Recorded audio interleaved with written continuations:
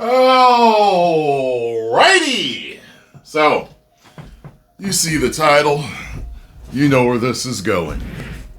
Instead of blaming the real reason of why it failed, being two reasons, really only one, but it was woke and bad, okay?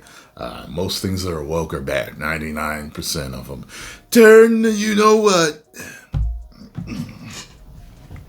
The Acolyte creator explains why the show was canceled in a new interview.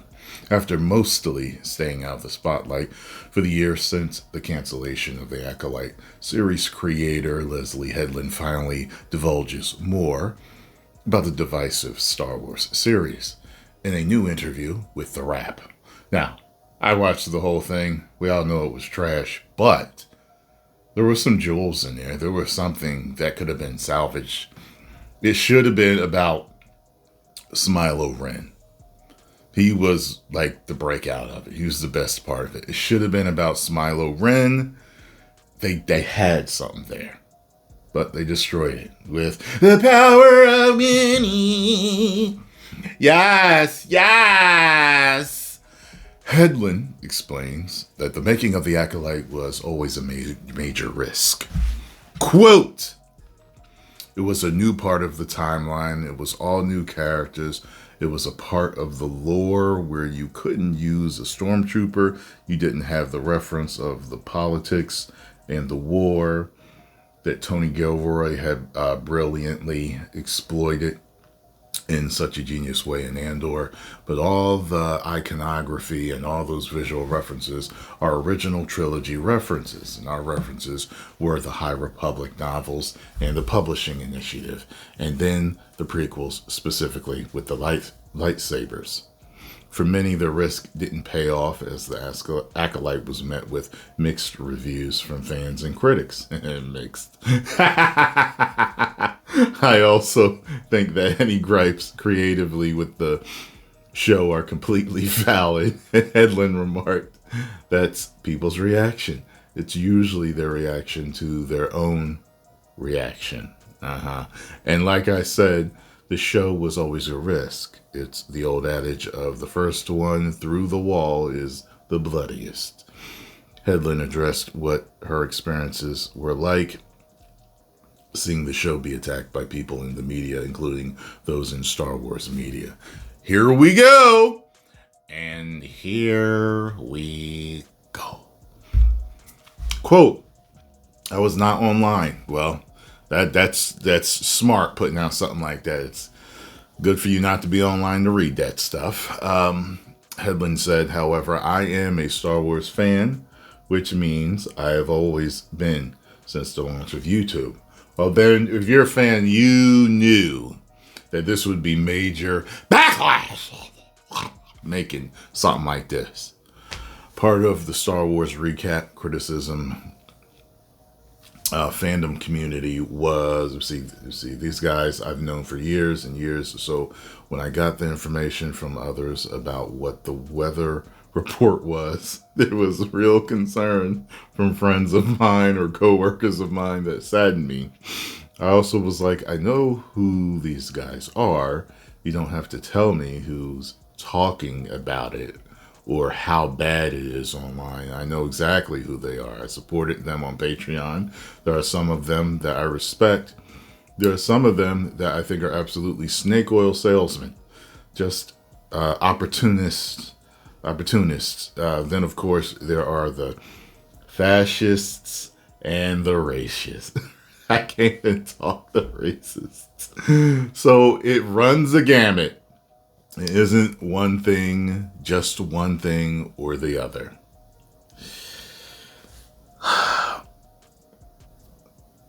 They just don't want to own up to the fact that they made something that the fans didn't ask for and didn't want. Now, I noticed a lot of people say stuff about, who asked for this? Like, that's a common insult. Who asked for this? We've been served many things through the decades of Hollywood that we never asked for, but we absolutely loved. The fact of the matter is they need to keep their thumb on the pulse of the fandom and pop culture and understand what we're going to like and what we won't like. and also take chances at times. I'm fine with that. However, they literally absolutely knew that the fans would reject this, and they made it anyway.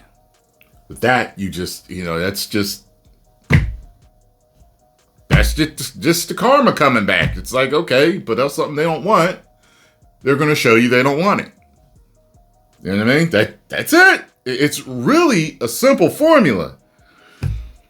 Hedlund continued, so in some ways I was surprised, and then in other ways I was disappointed. I think you always do that when you create something. It's just that Star Wars is on a massive level of visibility. Look, it's funny because when it came out, people, the girl came out with the song that I thought was kind of catchy. It didn't feel, to me, it didn't feel like it was directed at, you can watch my reaction to it. I guess you can make it fit where you want to make it fit, but it's just, I'm wondering, because there are plenty of sheep out there. There are. It's like they can't think for themselves. They see something online, someone says, hey, this means this, and they just believe it. Hey, this person said that means they mean this.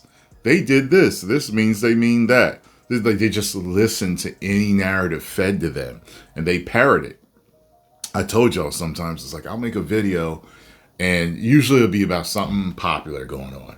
It could be something good, it could be something bad, it could be something controversial, and I'll notice a bunch of people saying the same thing. Now, either this is the dead internet theory, or it's a bunch of sheeple. It could be a mixture. I'm like, God, they're all saying the same thing. And then it'll make me think, I'm like, who said this? Who said it online? And then every once in a while, I'll actually run across the video of the big YouTuber or somebody that's big on Twitter or someone else actually is the person that said it. And I'm like, God. I'm not going to, there's this one word I noticed this big YouTuber uses.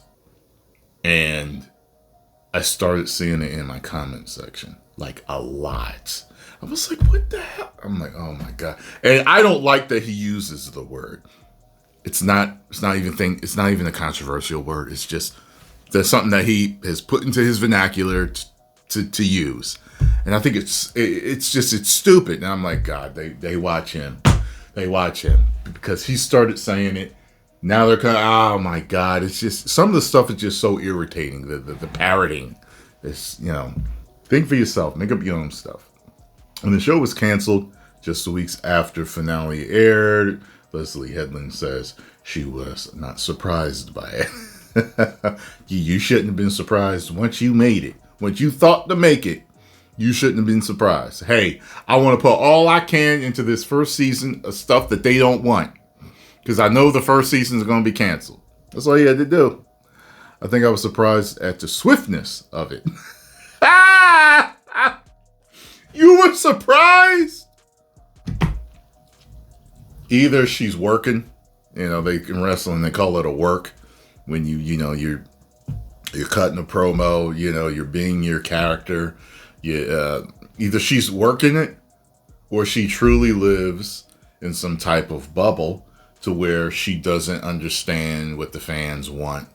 And, I was surprised at the swiftness of it and the publicness of it. I don't understand how you could have been surprised.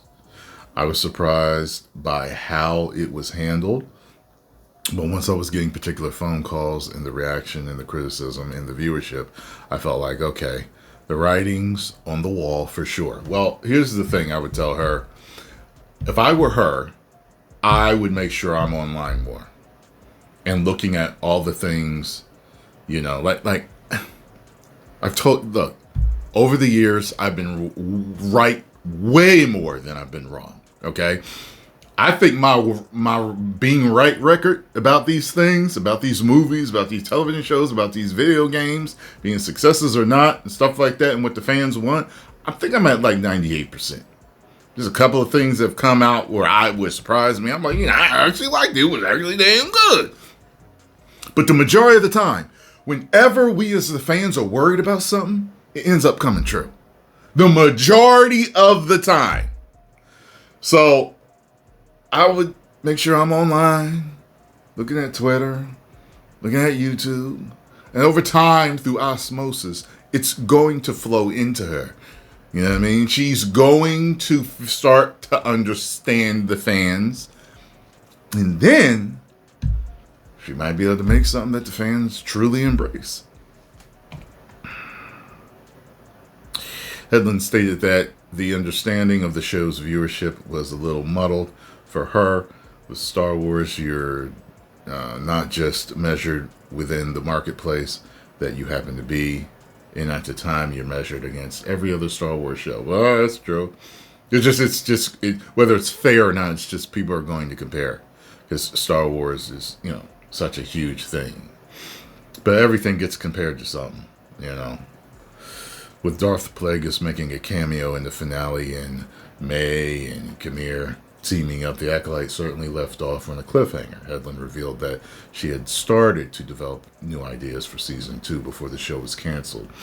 My showrunner and I had a lot of ideas going for season 2, so we definitely were thinking about this, specifically with the Manny Jacinto's character, said Hedlund. We always knew that Lee Jung-jae was going to be the emotional anchor for the first season, watching the deterioration of that father figure. So we had already thought ahead and thought about what type of, I don't know why he jumped on, but then I saw the second season of Squid Game, and I'm like, oh, that makes sense. I know why he jumped on. Ultimately, though, Hedlund says that she has no regrets. Okay. I would have all the regrets in the world after making that. Post the comments down below. Let me know what you think about this. We know what the true blame of why it failed is, and it ain't got to do nothing with fascists. It ain't got nothing to do with racists. It ain't got nothing to do with snake oil salesmen. It had to do with all of the modern audience garbage you were pushing in that. 10 million subscribers. Woo!